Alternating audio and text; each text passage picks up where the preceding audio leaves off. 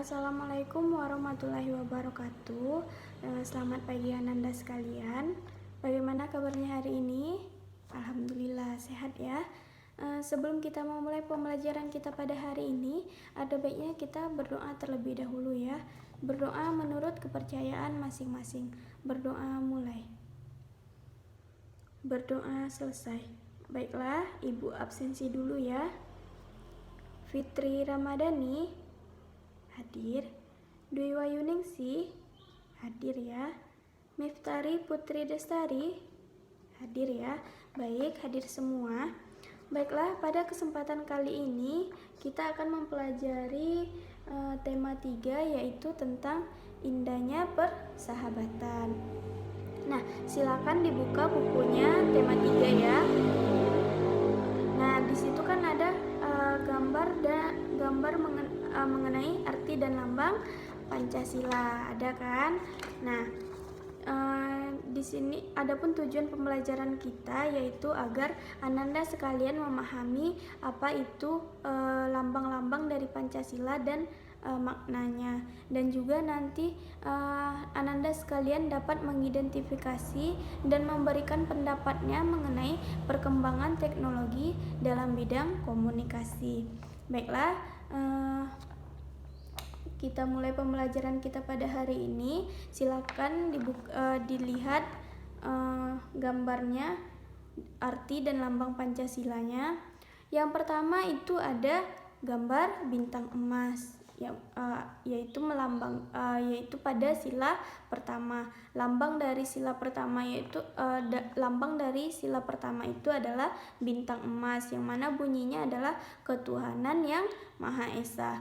Nah, makna dari bintang emas ini adalah dimaksudkan sebagai sebuah cahaya yang mengandung makna cahaya kerohanian pada setiap individu manusia, yang mana setiap sudutnya 5 dari sudut ini maksudnya adalah 5 agama yang ada di Indonesia.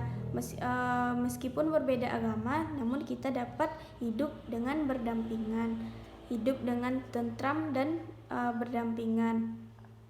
Yang mana agamanya ada agama Islam, Kristen, Buddha, Hindu, dan juga Konghucu. Nah, pada sila kedua yaitu kemanusiaan yang adil dan beradab, yaitu dilambangi dengan gambar rantai.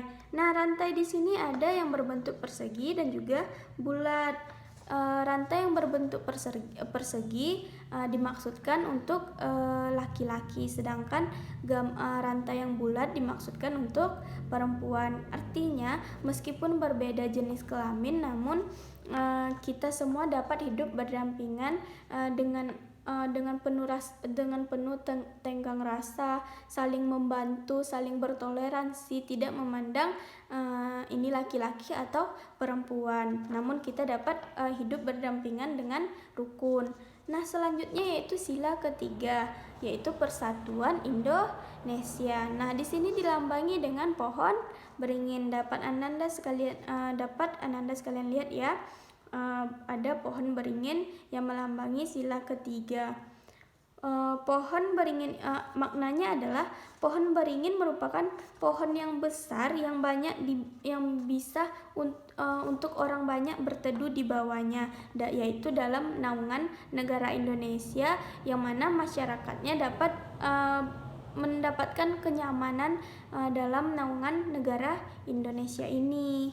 Nah, selanjutnya yaitu sila keempat, kerakyatan yang dipimpin oleh hikmat kebijaksanaan dalam permusyawaratan perwakilan. Di sini dilambangi dengan banteng. Mengapa dilambangi dengan banteng? Karena hewan banteng ini terkenal dengan kehidupannya yang saling berkoloni ataupun berkelompok, tidak dengan sendiri-sendiri. Nah, di sini melambangi kehidupan kita sebagai makhluk sosial, yang mana kita tidak dapat hidup dengan diri kita sendiri tanpa bantuan dari orang lain. Nah, yang sila kelima itu ada keadilan sosial bagi seluruh rakyat Indonesia, yang dilambangi dengan padi dan kapas. Mengapa hal ini dilambangi dengan padi dan kapas? Karena ini merupakan bahan pokok dari sandang dan pangan kita di Indonesia, yaitu meskipun kaya atau miskin tetap makanan dan bahan pokoknya tetap sama, tidak ada yang membedakan. Makanya keadilan sosial bagi seluruh rakyat Indonesia dilambangi dengan padi dan kapas. Nah, dari di kehidupan kita sehari-hari dapat Anda sekalian lihat apa contohnya kegiatan sehari-hari yang berkaitan dengan salah satu dari sila dari lima sila Pancasila ini. Ada yang tahu? Iya, saling bermusyawarah. Masyarakat saling bermusyawarah untuk menentukan ataupun menemukan solusi dari permasalahan yang ada di sekitar masyarakatnya. Dan juga kita saling hidup berdampingan, saling toleransi meskipun berbeda agama. Misalnya nih, bulan puasa ya kan sekolah.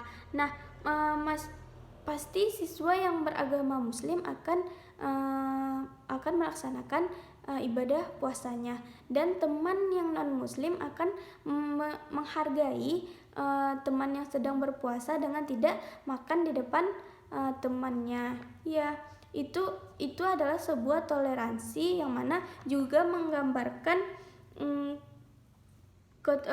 persatuan dari Indonesia. Banyak sekali kegiatan kita sehari-hari yang berkaitan dengan sila yang ada ya. Kita semua harus dapat melaksanakan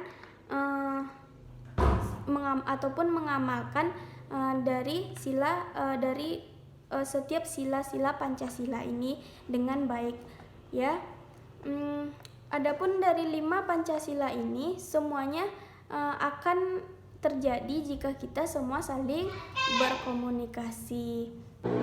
Kita semua dapat mengamalkan nilai-nilai dari Pancasila ini apabila kita semua saling berkomunikasi.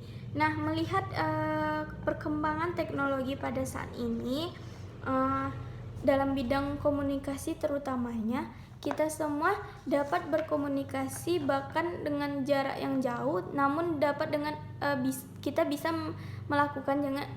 melakukannya dengan tatap muka, yaitu dengan video call.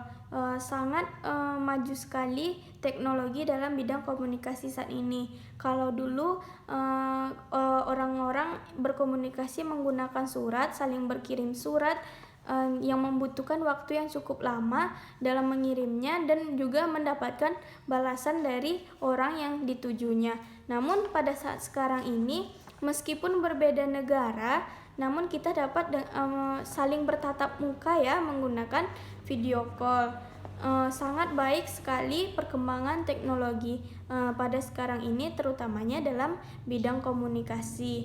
Namun dengan kemajuan tersebut kita juga harus pintar dalam menggunakannya. Karena apa? Jangan sampai yang dekat menjadi jauh sedangkan yang jauh menjadi dekat. Kita hanya fokus berkomunikasi dengan mereka yang jauh dan mengabaikan mereka yang dekat dengan kita. Nah, itulah yang perlu diperhatikan. Menurut Ananda sekalian, bagaimana pendapat Ananda sekalian mengenai kemajuan teknologi dalam bidang komunikasi saat ini?